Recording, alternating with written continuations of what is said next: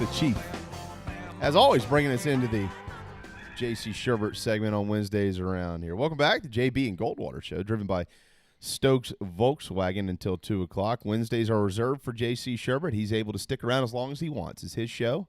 We just conduct the whole thing around here.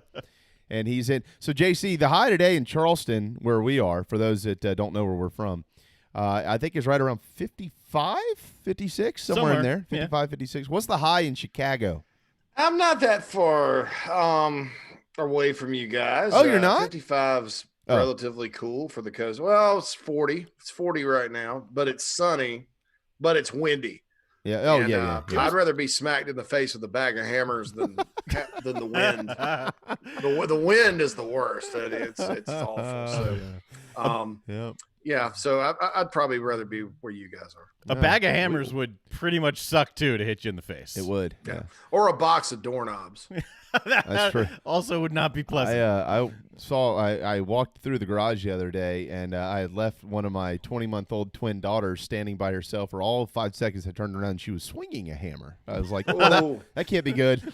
Come here. Be careful with that. And she later on, it's okay. She later, I was putting up the Christmas lights. She later went to start climbing on the ladder, so it's all good. Yeah.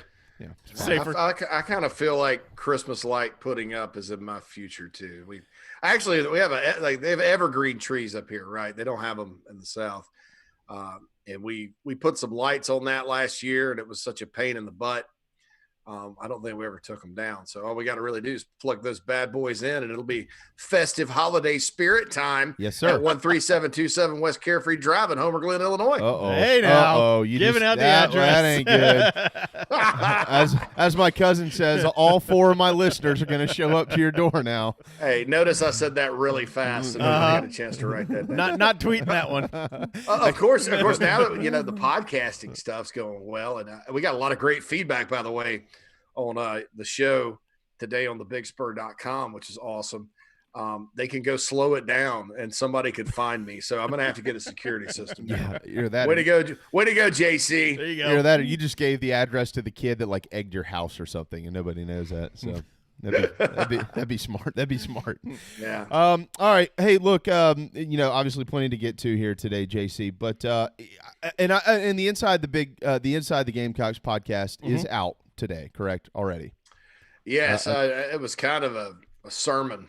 I talked about the need to have a coach with a vision and plan for South Carolina specifically.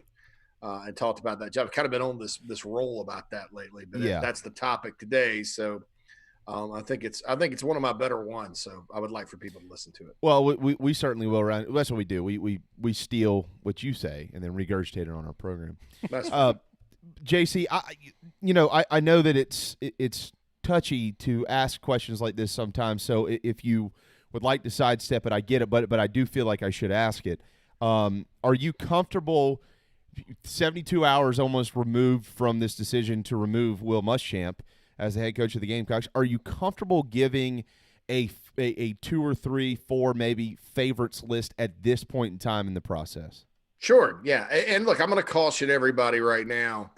There are names coming out, and this is how most of the time this works. I would hope that all 25 names aren't ever public, because that's not going to be good for the South Carolina search, because you got 25 coaches in the mix. You're going to probably have 20 different opinions about which one they should hire. And people don't understand, some of these guys throw their name in the hat to get better deals at their school. Some of them, aren't interested. It's more Carolina's just going to call and see, so it's unhealthy to put a list of 25 guys out there for a coaching search, because people get attached to a guy. I mean, coaching opinions are like, what's your favorite side at Thanksgiving? Right. Sure. And you're going to have 4 people want the broccoli casserole, 4 people want the sweet potato pie. There's going to be a big conglomerate of folks that want macaroni and cheese. Yep. And then other people want mashed potatoes and gravy. Some people want rice and gravy. I mean, it's crazy. So I would hope those don't get out there. I'll say this, the Vegas odds, those boys in Vegas don't just throw odds out there just on guesses. There's usually something to that. Last time there was a job opening, Ed Orgeron's name was on the Vegas odds, and I never heard his name publicly for the job the whole time. But come to find out, he was trying to get it, and could have maybe gotten it down the road if things had gotten crazy. Maybe over a guy like a Willie Taggart or something. So those guys in Vegas know. And so you look at it and it's got Napier 3-1. It's got Freeze 4-1. It's got Beamer 5-1. It's got Jamie Chadwell 6-1. And in my mind, I don't know necessarily in that order. I think those were the four that when you want to look at it, you sort of, zero in. And what makes me think too that these guys just aren't crazy is that Bill O'Brien's name was on it. The former coach for Penn State. I know you know him, Darren, pretty well.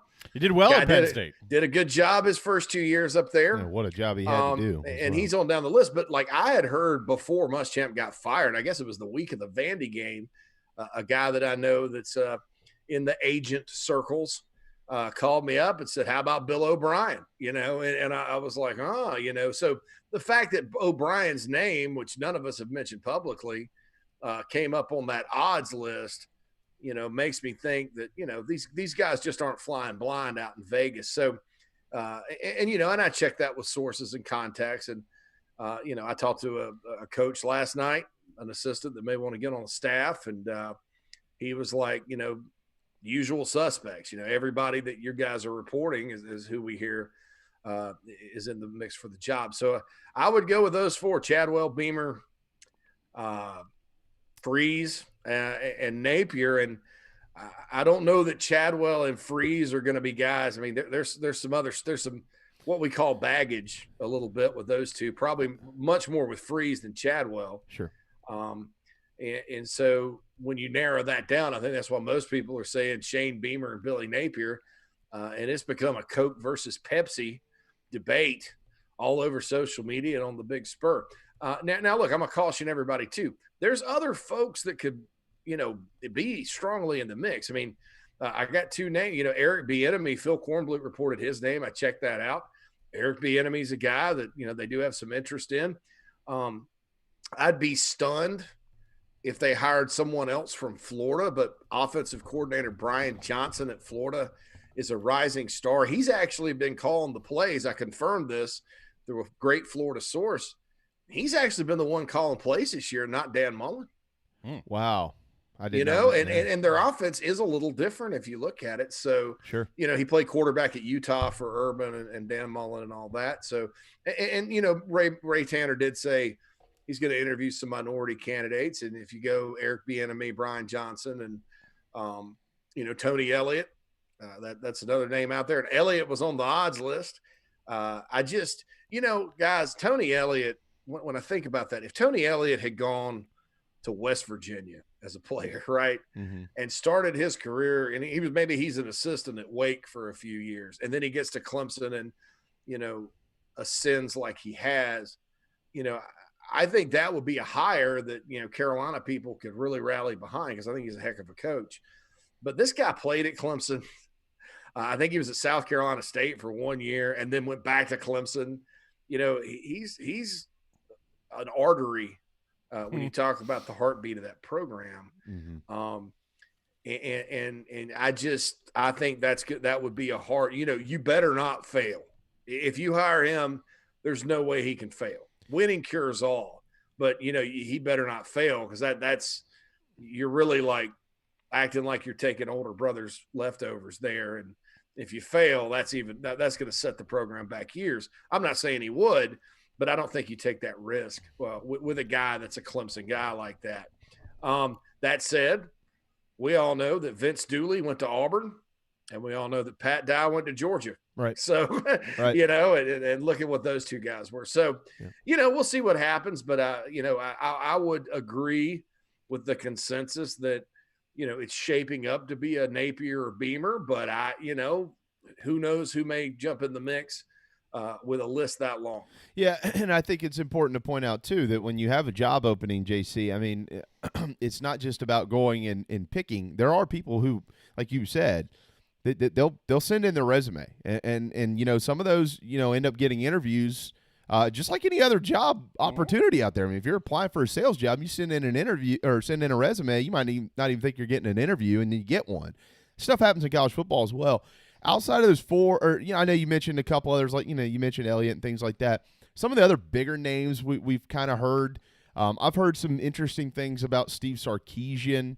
I know that there's a little report floating around about maybe Chris Peterson at Washington, not saying that they're interested or South Carolina's interested, but there could be something there. Have you heard anything on those guys and some of the bigger names still in the sport? Sure. I mean, and look, of the 25, I guarantee you Mario Cristobal is in that mix somewhere. I you know, knowing I have some connections to the Oregon program and knowing kind of his thoughts, he thinks South Carolina is actually a good job. Probably has a higher opinion of it than you would think. But at the end of the day, he makes like 3.25 or something at Oregon, which is kind of on the low end. They can obviously afford to pay more. And I think at some point Mario is coming back to the Southeast, but I think it's much more likely he's in the state of Alabama at Auburn or Bama. Wow. You know, coming up in the near future.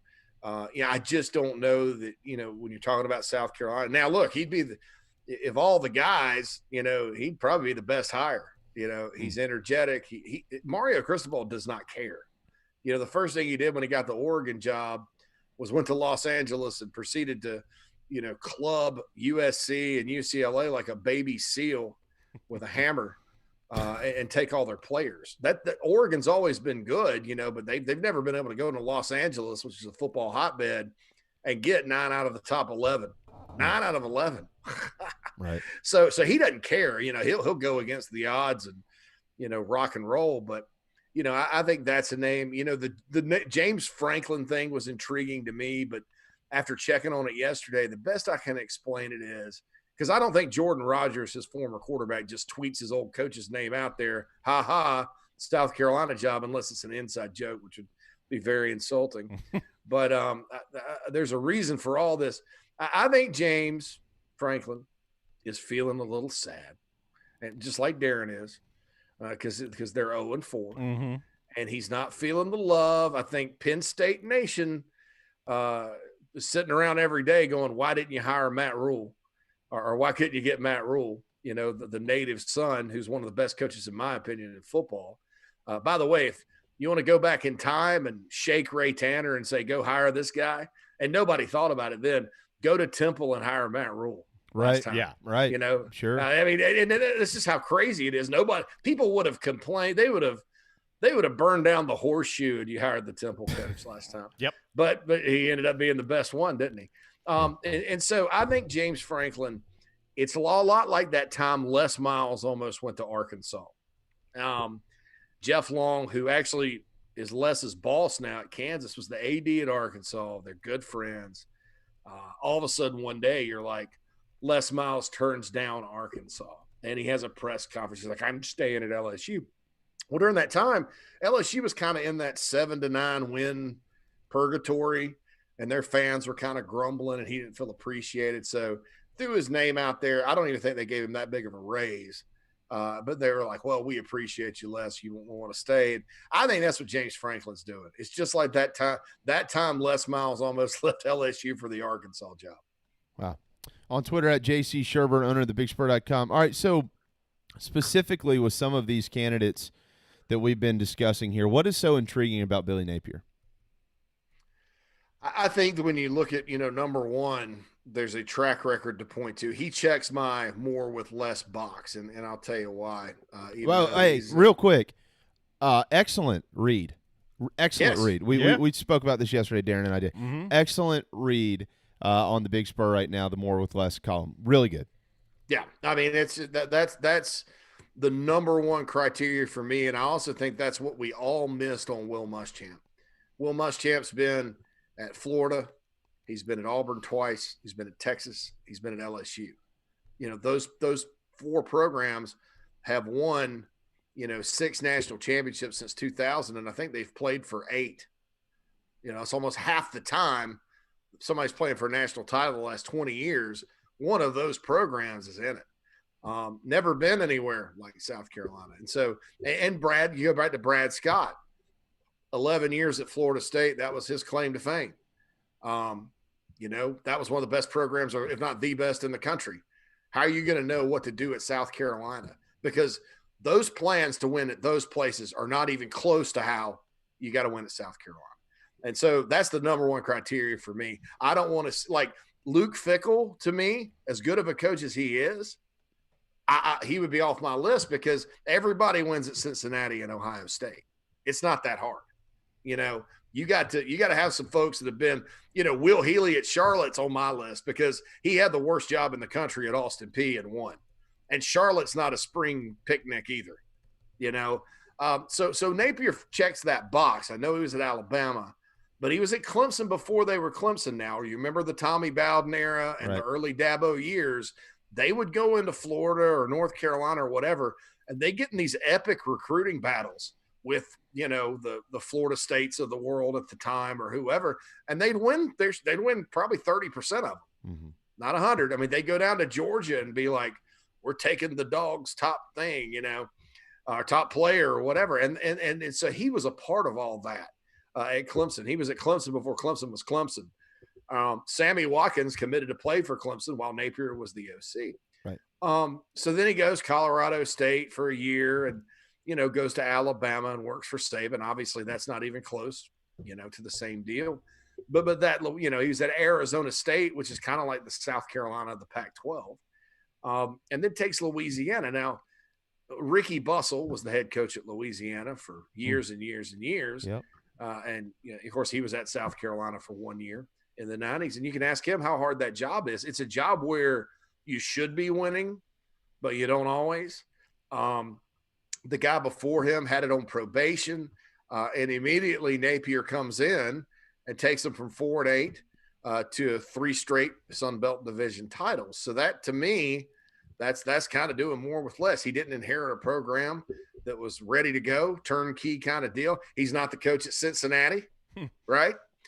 He's at Louisiana. And so that to me is the first box. Then his familiarity with the state of South Carolina, not just when he was at Clemson, man. Billy Napier made a lot of connections when he was an assistant under Buddy Pugh at South Carolina State.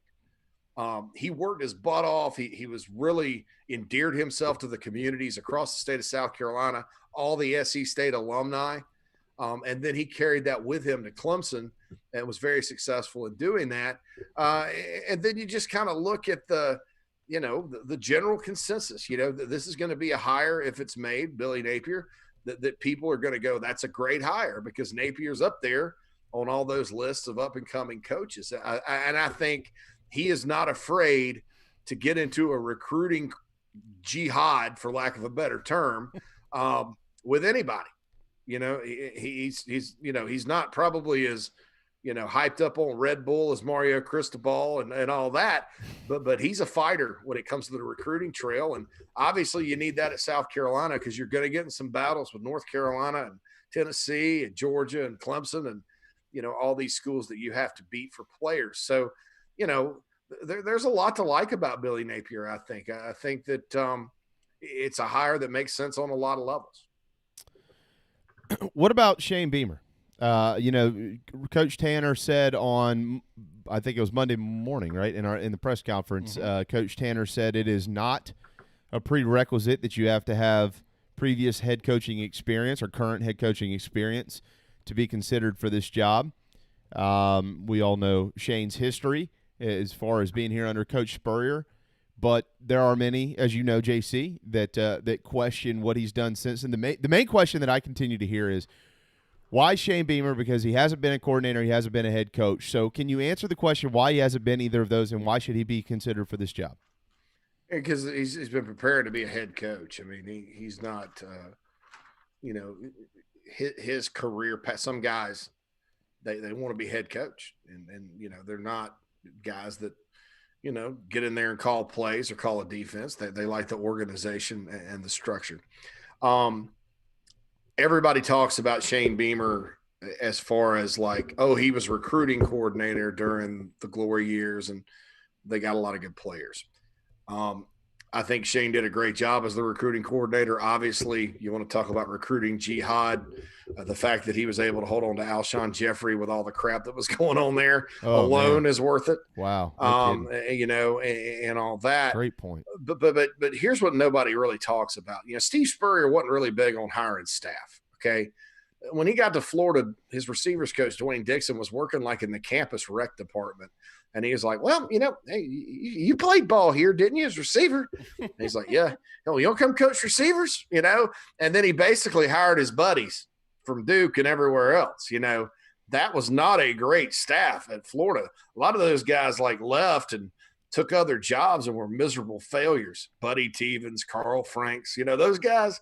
Now, Bob Stoops was obviously the exception.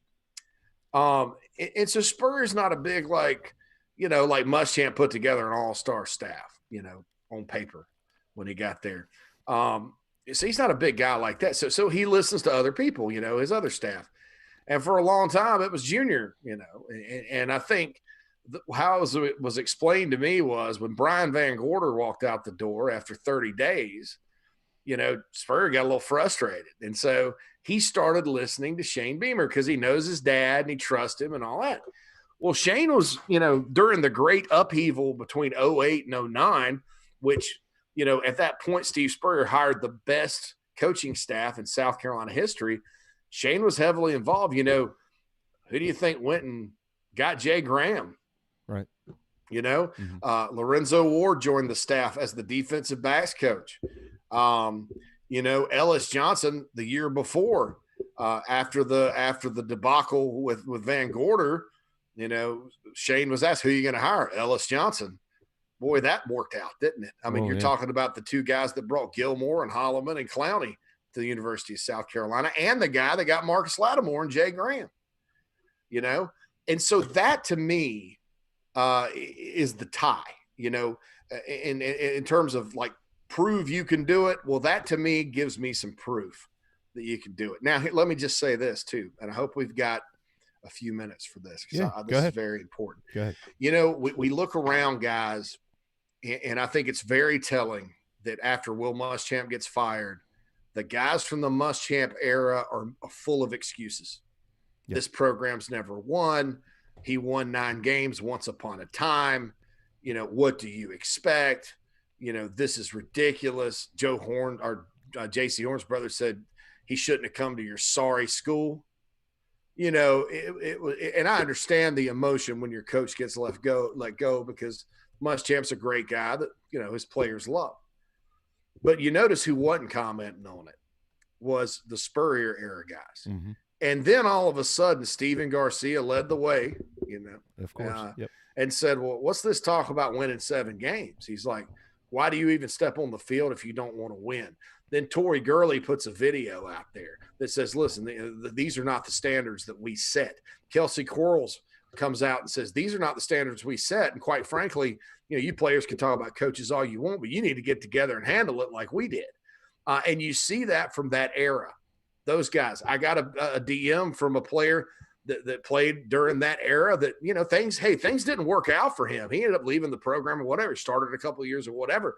He told me absolutely that, you know, the players he talks to, his former teammates, are embarrassed by the effort and the performance of the program. These guys actually care, and they don't understand, you know, why the standards have slipped.